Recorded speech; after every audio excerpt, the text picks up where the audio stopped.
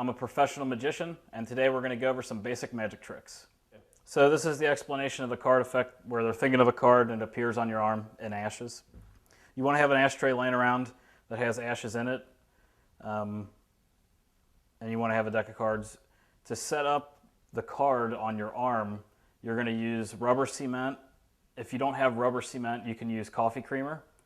If you don't have coffee creamer, you can use candle wax. One of those three you should have laying around the house somewhere. If it's rubber cement or candle wax, you can just paint it or scrape it on your arm. You don't want it to look perfect like you wrote it on there. You kind of want it to be kind of hacked up. Looks more eerie when it appears.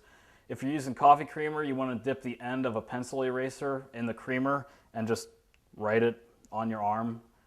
When either one of those three dry, they dry clear, but they still have a sticky tack to them. And then you're good to go. So you have that on your arm, secretly prepared. You have an ashtray with ashes in it, or you burn a piece of paper and you rub the ashes on your arm. So you have a piece of paper, lighter, whatever. The deck of cards, to get them to pick whatever card you put on your arm, you're going to put that card on top of the deck. And when you give it a shuffle, just make sure that when you shuffle it, the card stays on top of the deck before you go. This is a force that's called a time delay force. It works because you let time go by before they look at their card. Since the card you want them to select is on top, you tell them to cut the deck. They do. That's the card that you want them to select.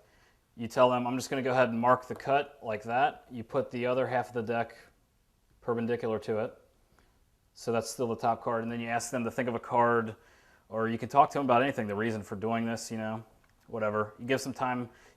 You let time go by so they forget which half was which. It works all the time for some reason. If you let more than 5 seconds go by, they never, ever catch it.